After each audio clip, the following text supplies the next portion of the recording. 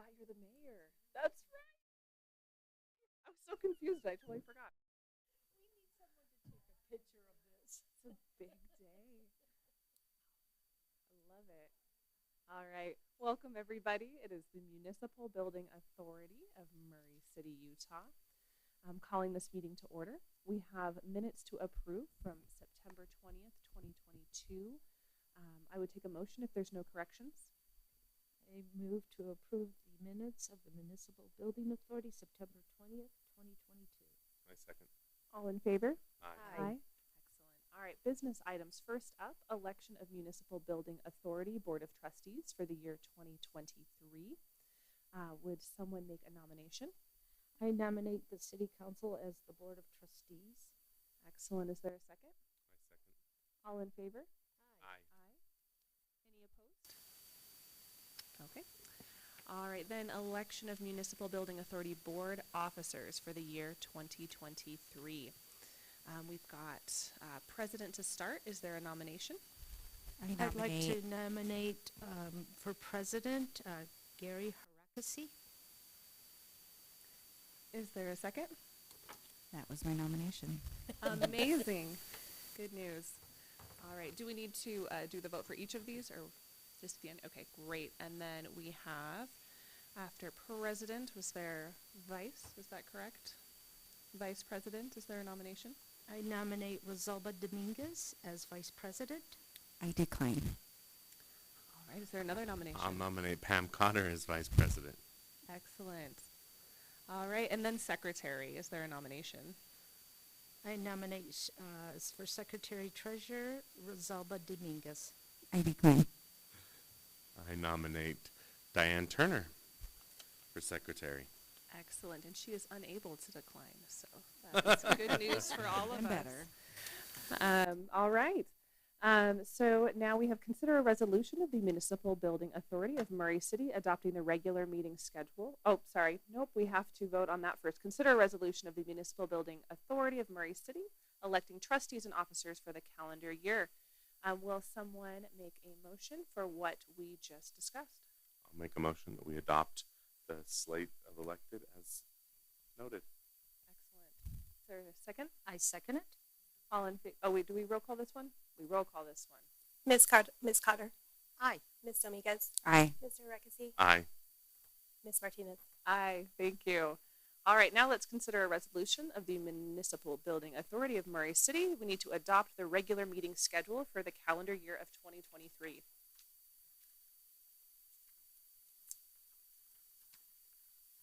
Are there any questions, concerns, or a motion?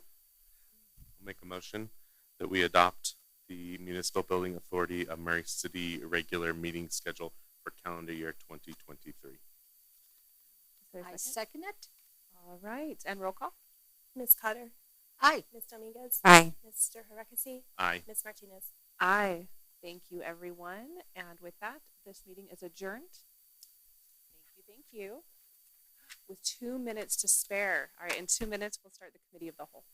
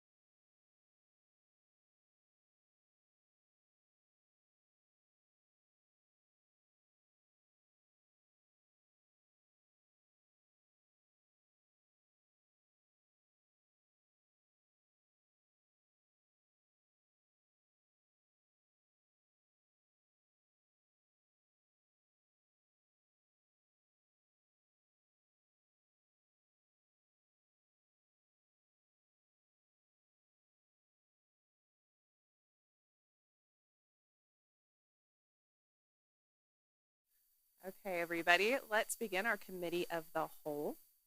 We have approval of the minutes from our committee of the whole from October 18th, 2022. If there are no corrections or concerns, I take a motion. I'll make a motion that we approve the committee of the whole minutes for October 18th, 2022. I second it. All in favor? Aye. Aye. Great. Aye. All right, discussion items. Wasatch Front Waste and Recycling District 2023 tentative budget and fee increase reports. Welcome. Thank you for being here.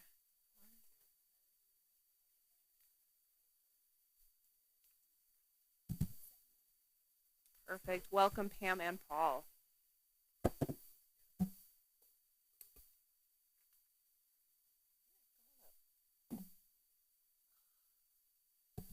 right, thank you for having us. We appreciate being here.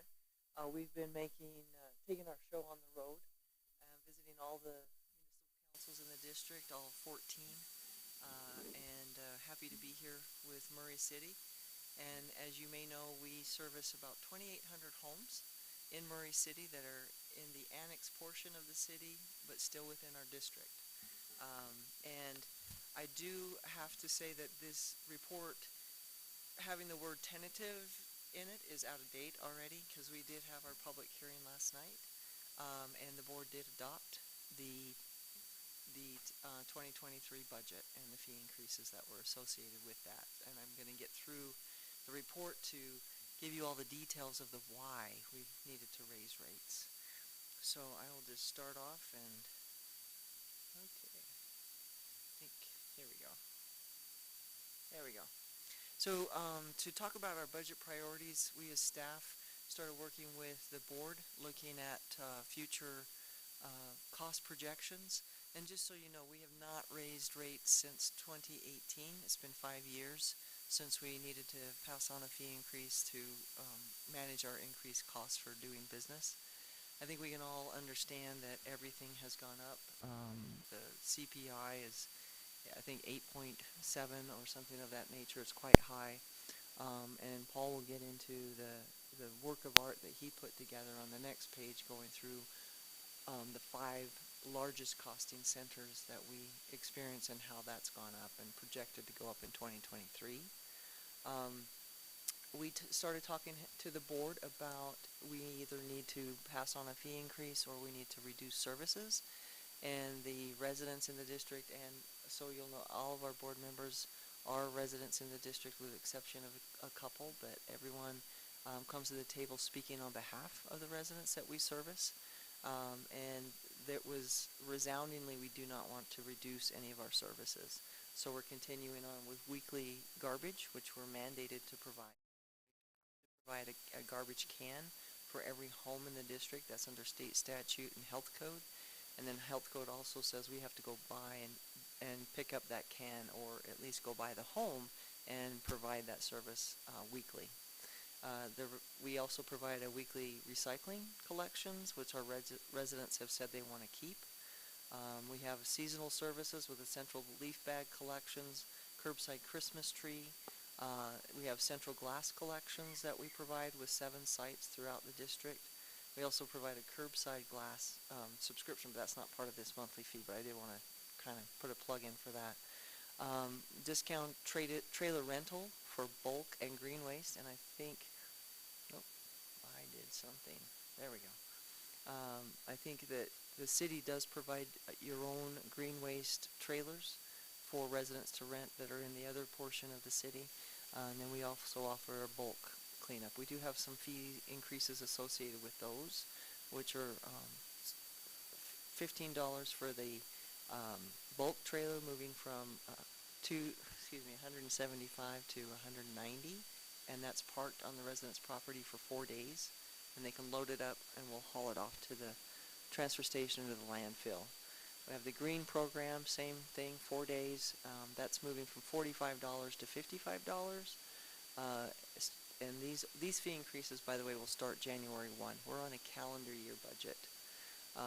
And the other thing that we offer is the seasonal container reservation program. That's where we used to drop the containers in the streets. But due to staffing levels, we had to change that. So staffing was the main thing with CDL drivers and having driver shortages nationwide in every industry. We're not the only ones that experience this. And then in 2020 with COVID coming on, that's when I asked for a request to change the way we deliver those containers. And it now goes on the resident's property and it's by reservation, but it is part of that monthly fee. We have a container repair replacement. I know the city does your own with your other 9,000 homes in the city. We have that as well, and that's also included. We offer landfill vouchers for residents in the district as well. That's for them to haul their own car, truck, or trailer load to the landfill, and we pay for that fee. In looking at sustaining all of these services, we did need to look at fee increase scenarios, and Paul put together some great information for the board to look at what would $2 a month do for the cash balances going forward. What would $2.50 per month do, and $3. The $2.50 looked like it would be something that hopefully our residents can manage going forward, and then also it would sustain us hopefully for a few more years at least before we'd have to look at another fee increase. So the fee right now is $17 a month, $51 a quarter right now, and we bill on a quarterly basis. We don't do monthly to try to help to save costs for printing and mailing, and also receiving cash or credit card payments or checks. There are fees that go along with that we don't. That's also included in this monthly fee that we charge. I should have listed that one, but we absorb that, and so those fees will move from to $19.50 per month, $58.50 per quarter, and $234 annually. So it is a $30 annual increase. As I mentioned, the last fee increase was 5 years ago. So this is a 15% increase, and if you look at it, it's 3% every year. If you want to look at it broken out per year. We have a little explanation there about the town of Brighton, just so you know, their fees are going to go up as well. They have not experienced a fee increase for a number of years. We provide a different level of service for the residents in the town of Brighton and Big Cottonwood with front load containers and a garbage compactor. They receive no curbside services whatsoever. So you can imagine that would be quite a challenge up there. And I mentioned that we have other fee increases. The board also asked us to bring forward information about what we've done as staff to try to absorb the costs over the years and to keep our cost as low as possible. And so the two that I have here are just a couple of samples. I gave them quite a lengthy explanation, but these two I think are the most significant. We implemented the use of technologies on our trucks starting back in 2018 with the use of GPS systems and GIS systems for routing and mapping to really emphasize efficiencies on the routes that our drivers run and trying to make sure that they are going the most efficient way to do the service. We also have forward-facing cameras that have saved us on false claims, property claims or liability claims that we might get from the public of accusing us of damaging their car, and we have video footage of our truck going by and the damage is already there. So it does save us for that. Unfortunately, we do have those situations, but it does help. We are fully insured, but how we would end up paying for that, of course, is the policy, right, that we would have to get passed on to us. The other thing that I want to tout is our environmental stewardship and financial stewardship goal of the use of compressed natural gas. So we started looking at alternative fuel use back in I'm going to age myself here. I've been with the district for 15 years, by the way. But we started looking at shifting from diesel fuel back in 2011 and started that process in 2013, purchasing our first CNG trucks. There is a little bit of a cost difference, a little bit more money is invested in that, but we recoup that within the first 3 years on the price of fuel. Diesel's more money per gallon, more price per gallon than CNG. And so the projections for 2023 We've been quoted at least $4 a gallon for diesel and $2 a gallon for CNG. We purchase 500,000 gallons of fuel every year, no matter what type it is, because those big trucks that go through your neighborhoods they get less than 2 miles per gallon, just so you know. And then Paul can get into the purchase price. Garbage is expensive, as you'll see. But anyway, we're going to save at least $1 million next year, and we have had savings over the years. And then always looking for ways to improve efficiencies, and then working to expand the use of that seasonal container reservation to more residents if we can. If there's no questions at this point, I'll move on to the next page. Get into the finances, the nitty-gritty. Paul? Good evening. My name is Paul Korth. I'm the Finance Director of Wasatch Front Waste and Recycling District. It may be afternoon, but it feels like evening when it gets dark early and it's cold, so we'll call it evening. But what I wanted to do here was just recap some of the major expenses and major expense categories. This is not our complete budget, what you're looking at, but it is the main categories, and show the fluctuation in the history there over the time frame since our last fee increase. And so there was a fee increase, as Pam mentioned, in 2018, and then we had our budget, our estimate for 2022, and then also the budget for 2023. But just looking at these main categories, wages and overtime, $4.2 million in 2018, $5.3 million approximately in 2021, and then next year we're budgeting $6.6 million. And so we have had, since I've been there, a couple wage and salary surveys done by an outside consultant, and looked at that, trying to stay competitive to where we're at in the market. As Pam mentioned, we still have a struggle attracting and retaining drivers. And for our equipment operators, in 2018, our average starting wage was $17.34. We also, another thing we implemented was paying for experience, and so that was part of it too. But in 2022, through the first part of the year, the average equipment operator started, the ones we hired, at $24.19. So it really went up from $17 to $24. And then also, I stress that's still making it challenging for us. We're going to have another increase here coming up in 2023, but it's just a really competitive market out there for CDL drivers. And we'll see, if that continues to hold or what happens economically. The next category is fuel, and we can see this one, 971,000, decreased for a couple of years up to 983, and then it shot up fairly significantly this year. I don't think I'm telling anyone here anything new that fuel is up, across the board. And we have diesel in a few of our trucks, most of our side load trucks, and now the 2 front load trucks. We bought all of our side load fleet, I should say, is CNG. And so that's been a savings for us on the fuel side. But it's volatile, and then the question is, where is this going to be in the future? And you look at that and you try to estimate or project it. And we had a 5% increase in fuel. I don't know. Is that going to be low or high? I'm not sure. I read and I try to stay up. Economics interests me. I follow the Federal Reserve. I watch that kind of stuff. And the more I read and study it and try to understand, the more I've decided no one knows for sure. So it's just, and that's one thing that kind of motivated us for a fee increase. The next category is maintenance expense, $2.6 million in 2018, up to $3 million in 2021. And then we're looking at about 3.1 for this year and 3.4 next year. That's about an 8% increase we budgeted.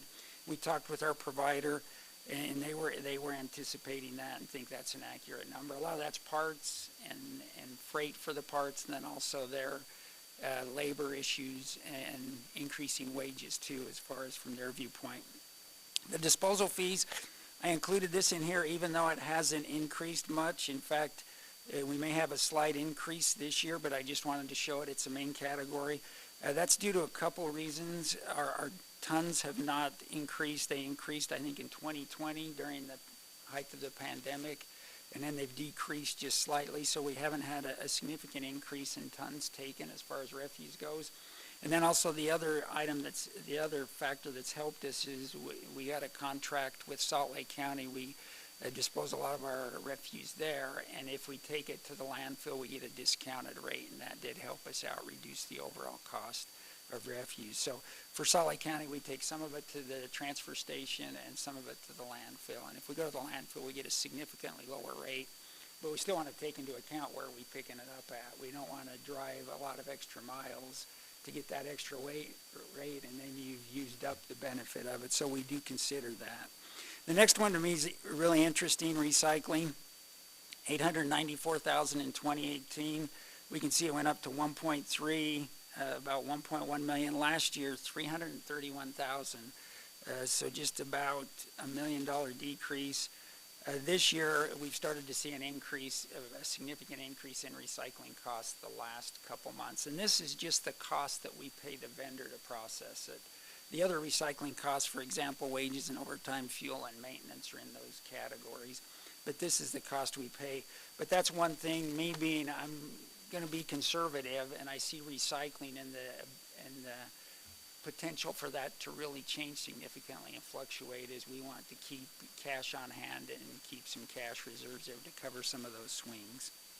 So, and then we have the total. This is for the categories listed here, and then also the cost of a side load pickup.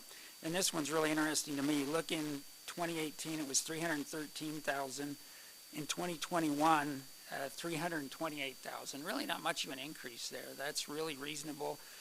In 2022, they actually started out less than the $351,000. The vendor came back to us and said, hey, we need to bump up your cost.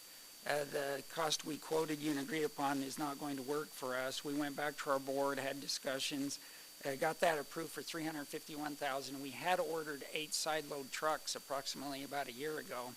And then we were just told last month we're not going to get those 8 side load trucks. So even at the higher cost that we went back and got approval for, they said we're not going to get those. And so right now, from our discussions with our vendors, we're estimating next year is going to be $425,000. And so that's gone up from $328,000 to $425,000 in 2 years. And so that's really been a significant increase for us. So with some of these costs, what we're looking at is not just what's happened, but we're trying to look at the future too and where we're at. And then how long can this go? That's the question, and I don't think it can go forever, but when does it end, and what's the timing of that as far as the price increases? And then we just have, I just did, based on these increases in the cost of trucks, the projected increase for these categories was $3.6 million, and divided that by the houses served in the district to get an amount, which is $3.45 monthly. But that includes that last fee increase, which has used that up, and then also looking forward. So are there any questions on costs or categories, those type of things? Go ahead. Recycling. We go every other week, correct, for Murray? Yes, yes. Have you thought about going once a month For us from going Recycling. weekly, instead of monthly? we do weekly. For the other 2,800 Oh, homes. those are, oh, Yeah. okay, Yeah. got it. Okay. And just to answer the question, we heard resoundingly from residents they don't want to change the weekly. Even when in 2019 we did surveys to say, hey, it's going to be $1.50 more per home per month just for recycling, and the residents said, we'll pay it. And then we ended up not needing to pay or increase fees because we had unfortunately, we had a double-edged sword of underexpended personnel because we were short on staff. So it's a double-edged sword when you absorb in that manner. Yeah. How many people are you still short, driver-wise? I mean, are you guys fully staffed, or are you still No, short? we're still short. Excuse me, 5 drivers currently, 5 equipment operators. And what's that out of a total of, Pam? About 60? We have 62 allocations right Yeah. now. So 62 people driving trucks. Yeah. How many of the side load trucks go out on a pickup every Tuesday? On a Tuesday. Oh, well, in general, I guess how many go out each week? And not everyone gets Tuesday. Mine is Tuesday. Hey, it's but- about 40 a day, but that includes recycling, refuse, and then green. Okay. We service about 40 routes a day approximately. I'm the only one here, I think, who is Who in actually- that area, yeah. and so Diane's not here. But been very happy with everything, and all the stuff you mentioned on the initial page, I've utilized almost everything, so including the bins and the bulk, so appreciate all you guys do. Yeah, my residents are very pleased as well. So I have a question about your glass program. How popular is that within that part of the city? The curbside, Mhm. I believe, we just met with Momentum, and they're the ones that provide Mhm. the collection. And yesterday, they told us we're up to close to 2,000 district-wide. I believe Murray is over 100. I can get the exact and get it Okay, right back. I'm curious to know. Yeah. Because I know that we could have it within our, like, on my side of the city, through ACE, but I wasn't sure exactly how popular it is on above 9th East, so I was just curious to know. Let me get back to you with the exact, Yeah, if that's okay. you can opt in, yeah. It's Thank you. a subscription. Yeah, thank you. Okay, and then we'll move on to the next sheet. And this, what I did was put together just looking at cash and our investment balances. And for this purpose, when I look at cash and investments, I include them both together because our investments are liquid. We have access to them and can get them within a day or two if we need access to those funds. And so I do include the investments, and there was changes on this. And I'll talk about those in just a minute. But this is just the bluish gray section is our audited numbers. And so for 2019, for example, we start off with beginning cash, add in the truck sales, net proceeds, revenues, less operational expenses, less an adjustment for depreciation, and then minus out capital expenditures, which are really primarily truck purchases. Also, I think it was in 2020 we expanded the CNG station and included some more lines there, which would be included in there. But looking at this, the key line is really the third line from the bottom, ending cash and investment balances. And it was $10.5 million in 2019, $10.1 million in 2020, and $9.5 million in 2021. And then we see right now the estimated 2020 is 10.3. And when I did this originally and for most of the time, that 10.3 was about approximately $3 million less. And that's because we did not get those 8 side load trucks. And then we found out recently we're not going to get our other trucks either, like pickups that we use for trailers. And so we have not spent much of the budget this year as far as capital expenditures go. And that was not because we did not want to. It was because we ordered them and were told that they're not available. And so I went back and reworked this, and I was like, well, that's the reason, because the original one had $7.4 million there and showed that trend going down, and that was part of the reason and motivation to go out for a fee increase. But we hope, I should say, I don't know about anticipate, but we hope we can buy more trucks next year, and we'll see where we're at on that. That works for a year or two. Unfortunately, we kept some older ones in our fleet, but long term, that's not a good strategy and not going to work for us, not getting new trucks. We kind of set a target at 8 a year, and like I said, this year we got 0. We did get 2 new front load trucks, which was helpful. But this just shows the investment, the ending cash and investment balance, where it's at, and kind of the projection. And once we get out a year or two on the projections, there's a lot of assumptions, and they're always subject to change, I'll be honest. So, it's just what happens at that point in time. But still, if we're going to go out for a fee increase, and I think we take it very seriously, we want to show what's happened and why we're thinking the way we think and why we feel like this is the time to do this. So, any questions for me on that? Okay, thanks. If I may just point out that Paul's analysis, both on the previous page and this page, is based on us expending 94% of our budget, and looking historically, we've always been under budgeted for one reason or another. So I appreciate him putting that together so we're not overinflating anything. And then moving into the next steps, and apologies, we're a little late getting here after the tentative. But You're doing great. yeah. So the public hearing was held last night. There was minimal comment from the public. As I mentioned, Paul and I have been going out to all the municipal councils. We really didn't receive a lot of pushback. It was a lot of understanding about the why. So we appreciate that very much, and the support. And then, as you know, I almost said board member, but council member Turner is the board member representing Murray, and she's been very supportive as well. And I do have all my contact information right there. I'm willing to take any calls, emails, any concerns or compliments or whatever from residents at any time or elected officials. And then please visit our website, and you can find us wasatchfrontwaste.org, and there's lots of information in there about recycling, about our budget, about our board or staff. Thank you. Any questions? No.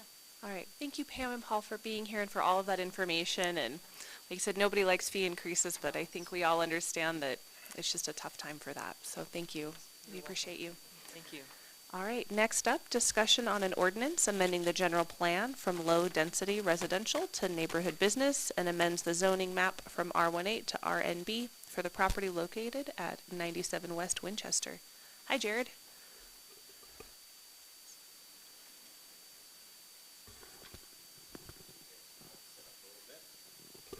Oh, absolutely.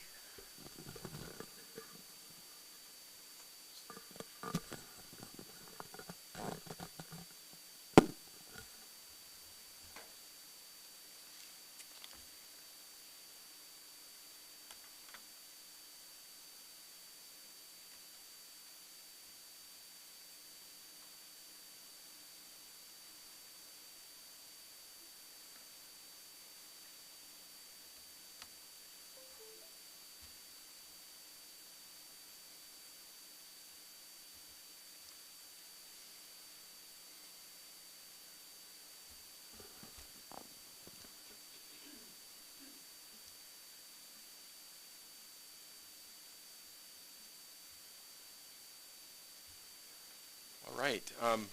This is a kind of a dual application. There are two parts to it: a general plan amendment and a zone map amendment, in order to accomplish the goal of the applicant in this case. And the ultimate goal is to change the zoning of the property from R18 to RNB.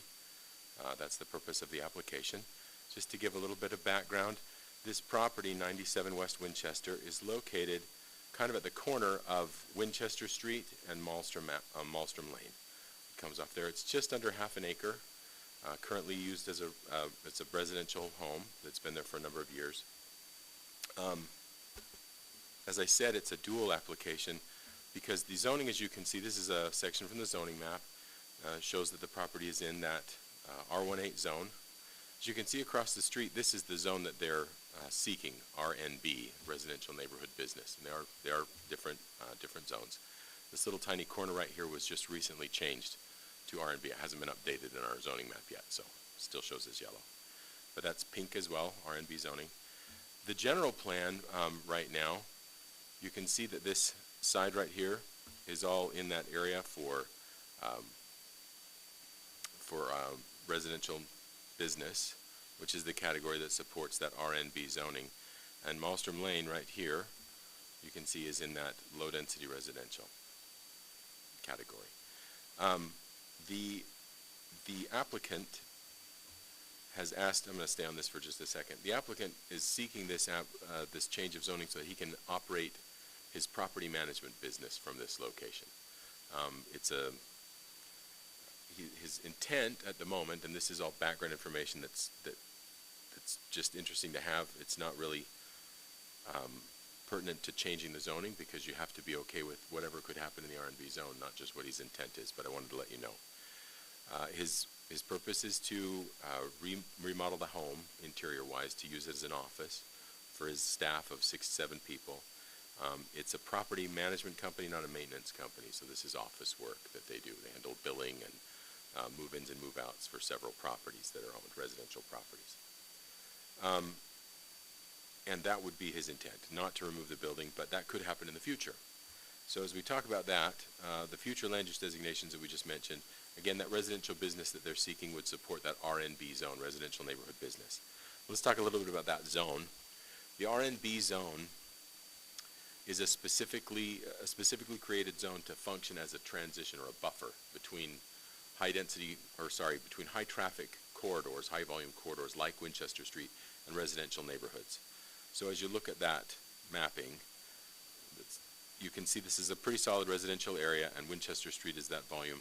All of the frontage of Winchester Street has been general planned to be residential business, to allow for those kind of light-duty businesses that have limited hours and different design elements that make them more compatible with residential uses. So it's not a standard commercial zone, but it's not a mixed-use zone really either, only in the sense that you can have a single-family home in the R&B zone. You can be zoned R&B and have a single-family home, no problem. But you can't mix the two uses on the same site. So if you start to use the site commercially, it goes to commercial, not to residential. Some of the things that are different about the two zones, conditional uses in both zones require planning commission approval, but in the R&B zone, anything that happens, any new construction that happens is required to go through planning commission approval. And that is because of some of the specific standards that are applied to any new construction in that zone. So for example, in most zones, we don't have a lot of architectural considerations. In the R&B, you're required to have residential looking buildings. So even if you build an office building, you're supposed to use pitches and gables. We don't do flat roofs typically. We like to use more residential looking windows, so paned glass and punched windows, that kind of thing, not as much window system. There's some just considerations like that that don't exist in other zones. And that's all part of it being a transition zone between residential and commercial. Heights in the zone, 35 is allowed in the R18 for maximum height. 20 foot is the maximum height in the R&B, although the Planning Commission can approve up to 30. It's slightly smaller. And that's again to help achieve kind of a scale. This building that we're sitting in, for example, is out of scale with the R&B. It doesn't fit with a residential neighborhood. So when we see buildings, the largest building we've done in the R&B zone was in kind of two sections, and the two sections totaled about 8,500 square feet. So we look for smaller buildings that are more scaled for the residential neighborhood. That's all Planning Commission controlled, so it's part of the zoning, but when someone comes in for a new building, it's required to go through that Planning Commission approval process, and they apply all those standards. Along with those standards also, we look at moving the building to the street frontage as opposed to behind. That way the parking lot is really what's abutting any neighborhoods or any neighboring properties as opposed to the building itself. We do require buffering, so anywhere it's adjacent to residential uses and zones, it's required to have 10 feet of landscaping buffer with a 6-foot masonry fence. Planning Commission oftentimes pushes that to 8 foot in height to provide an additional buffer. And there are hours of operation that are limited too. You can only operate between 7 a.m. and 10 p.m. in this zone. And most of the uses we've had so far have been office uses that are vacated 5:30, 6 o'clock at night. I'm trying to think of a more retail. We've got a guy that teaches guitar lessons. I don't know if that qualifies as retail. I don't know how late he does those, but not after 10. I know that much for sure. So those are the kinds of uses that you have: dental offices, attorney's offices, guitar lessons, and now property management potentially. Those are all pretty typical uses that are allowed. It does allow for small restaurants and things, but it doesn't allow for convenience, gas stations, things like that are not allowed in this zone. The staff has recommended that Jared? Yeah, go ahead. Can I ask you a question? Sure. If we flip this to the R&B, and he decides not to do and sell it, Yeah. could a restaurant still go in there? It could. It requires that conditional use review. At 0.48 acres, it's kind of small. It would have to be a very small restaurant. So, and that's kind of the consideration of this zone, why we would allow a restaurant, but its hours would be limited to no later than 10 o'clock, obviously, and then the size is kind of limiting too. So something smaller, like on the order of the T. Rose Diner, might fit there. But you wouldn't be able to do like a Raising Cane's, for example. Oh, The hours yeah. are too late, and drive-throughs aren't allowed in this Right. zone either. So. I was just worried about the traffic Sure. and the parking. Right, and those are the main considerations for this kind of zone. We did receive, in relation to public comments, we did have one comment at the public hearing that the Planning Commission held. Planning Commission voted to recommend approval. The one comment that was received in person was from a neighbor who was concerned about traffic, Yeah. and would rather see it just remain R18 zoning. We did receive 2 questions by email as well. They weren't concerns exactly, they were just questions about, and those questions were raised. What does this do with traffic? What kinds of uses are allowed, et cetera? I believe Seth, this was Seth's project. He's moved on to work for Salt Lake City now. Traitor that he is. But, yep, exactly. But I believe he spoke with those applicants, or those respondents and And you don't know what what how their they, response to that was. yeah. That I don't know, although I haven't heard from them, so I would assume. So those residents could come back and ask you Yeah. or Zach or Susan? Yep, and If- we haven't had any contact with those questions, or those emails that came in since then, since Seth left, so I don't know of any concerns that they still have, but that's what I Okay. know. And then the public hearing for this at the city council level would be on December 6th coming up, so. A question on the map. You mentioned that all the other places with frontage to Winchester Yeah. are commercial. Yeah. So the reason that this is because that's your entry and exit, whereas like 6415 and 111 use that other road as their frontage. Is that the Correct. distinguishment here? Because this, I think what we did was, and this is an error in the GIS, but this is all in that pink as well, in that future land use category. They Oh, it haven't is been- already pink. They haven't been rezoned to R&B, but they're in the future Future. land use category to allow for that. In the future, we will see that. That was my question is, Yeah. what areas of this map would be in the future land use? Is Right. it 135, like Goes 145 right, it over? ends right here. So Oh, okay. these properties that front Winchester Street are all contained in that future land use category for residential business To RNB. to R&B. And Okay, that's so the this only is a category natural that- progression. It is. So his argument as an applicant was that this would represent a natural expansion of that already determined future land use category, one additional property. And we accept that as staff, as a valid argument, because Malmstrom Lane kind of provides that hard edge. So it wouldn't make a lot of sense to go further than that. And you're up against I-215 at that point as well. So. I'm sorry, I'm looking at the zoning here. This is the zoning map right here. You can see that none of them have been changed. Yeah. This is the future land use map segment up here, and it ends right there. So these are your, As we're staring at it. yep. It looks like one image, right? Borders, Seth, borders.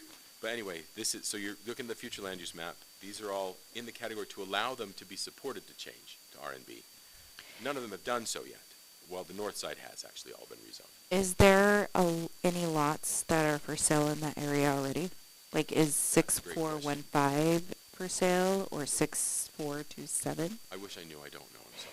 Well, according to the notes, Mr. Smallwood said that there are a few properties just west of this one that are for sale. I don't know how far west those are, though, or which ones they are. Okay, so if that was the case, and then they came back and said, I want to rezone again, what are I'm sorry, rezone again to. rezone to any type of other commercial? Well, I mean, the only commercial that's supported by the future land use map here, though, is R&B. Is R1 and- It's only okay. that transition zone. okay. General commercial has not been supported here in the future land use map, just the transition zone. Okay, I mean, I'm just foreseeing in the future, we have fashion area plan coming, we want this to be more of a walkable community. I mean, we can see something That could- different in then the that future could for bring sure. changes. I think in the minutes, if you read the minutes, you'll see Zach talking to the planning commission and saying this request conforms more to the 2017 general plan than it does to the Fashion Place West small area plan, which says, well, maybe we ought to look at sort of light duty mixed use categories for this area. We don't have any of those written for this Right. area, so this is kind of conforming to the 2017 plan, which is a little bit outpaced by the Fashion Place West. Right, okay. And we're going to redo that one in the next 2 years too, And then, 462. I know you went over some of the conditional uses. Is there any other uses that they could possibly? It's mostly offices and small restaurants Okay. and light retail. So there are limits on how much square footage you can have for those in the code. They can't be large buildings, and we're supposed to take into account as the planning commission looks at these new buildings or new construction. It kind of goes down in waves. The first line is to say if somebody wants to keep a single family home that's been there and convert it, then that's the first preference. We'd like to support them doing that. If that's not possible, then we want to see sort of neighborhood scaled properties. So across the street, the planning commission allowed, you can kind of see these buildings here. Those are 2-story offices. Those are larger than anything else we've permitted in this zone. So they because wouldn't they're- be higher than 2 stories yeah, necessarily? Okay. 2 stories is your limit and never more than 30 feet. These are different because they look residential, they have some residential features, but they are flat roofed. This was one of the first ones the planning commission approved. And because it was sort of isolated and a large piece and backs up to 215, they allowed more commercial look to that the site looks more commercial than anything else we have in the R&B. Most of them, and the pictures aren't in your slides, I apologize, but several of them are converted homes. Lots of them, if they're not converted homes, they're about the size of a modern, larger home. They're not big places in the R&B zone. The Thank other you. largest one we have is the Advocates building up on, if you go up to 725 East in Winchester. Like 3 stories. That's only 2. Oh, that's two? That's a 2-story building as well. Okay. But it's got kind of 2 segments to the building, so. I hope that answered your question, sorry. No, it did. Thank you so much. Any other questions? All right. Oh, I do. Are you done? Oh, no, go ahead, yeah. Oh, I do. This is my area.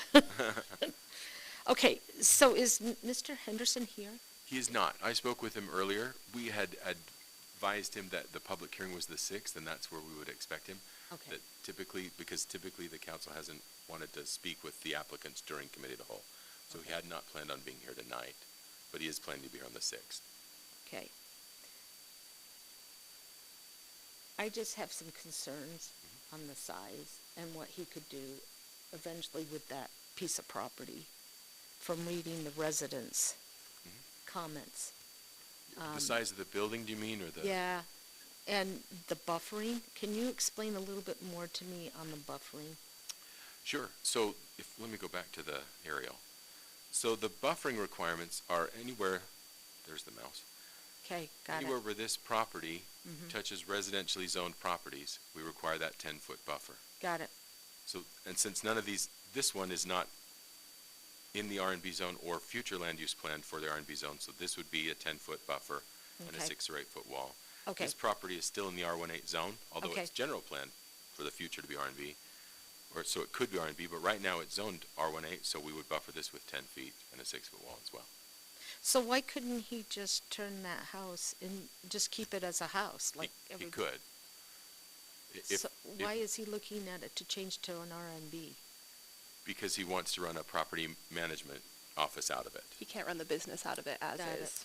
Got it. Right. That's He could use it That's as a right. house. Yeah, okay. And even if he changes, let's say he changed the zoning, let's say the planning commission, sorry, Yeah. you guys are the city council, right? Right. There are too many people sit in It's those all right. chairs.